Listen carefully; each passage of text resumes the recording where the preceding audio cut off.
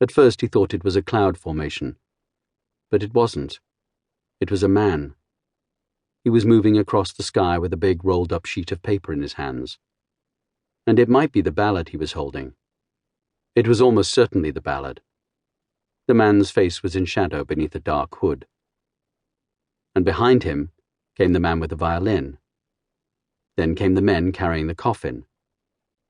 He could hear the melody, the music they were marching to. Step by step they traversed the sky, giants bearing a burden on their shoulders, keeping pace, moving slowly, like time itself. Father is inside that coffin, he thought. Then he awoke and stared up at the filthy ceiling. He lay there with a nagging feeling that the dream should have lasted longer.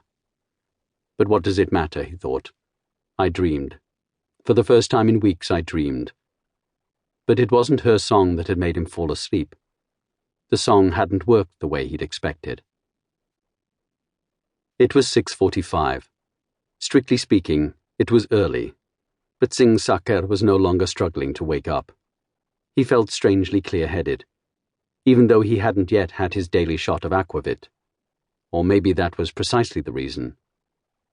They were assembled in the conference room of the violent crimes and sexual assault team of the Trondheim Police, with as much coffee as they'd been able to scrounge up. With them was the head of the department, Gro Brattberg. Also present was Inspector Thorvald Jensen, the only colleague Singsaker ever socialized with. He did his best to share Jensen's enthusiasm for hunting and ice bathing, but in his heart he knew that it was really his colleague's inner calm that appealed to him most. Jensen reminded Singsaker of who he himself might have been if his mind could have been toned down a notch, if he hadn't had the brain surgery, didn't indulge himself with a shot of aquavit every morning, and hadn't gotten divorced, only to fall in love with a young American woman. In short, if he was not the person he was, he could have been Jensen. Singsaker wondered if that wasn't in fact a good basis for a friendship. Jensen was rocking his chair back and forth, his hands clasped on his stomach, as he fixed his sleepy eyes on the ceiling. Next to him sat Mona Gran. She was the youngest of the detectives in the unit. Grongstad and Singsaker sat at either end of the table. The meeting began with the two of them since they'd been at the crime scene. Grongstad went first, meticulous as always. Singsaker had little to add except to pose a few questions related to what Grongstad had told them. In his opinion, they needed to clarify 3 things. How had the killer and the victim arrived at the scene of the crime? And how had the murderer left?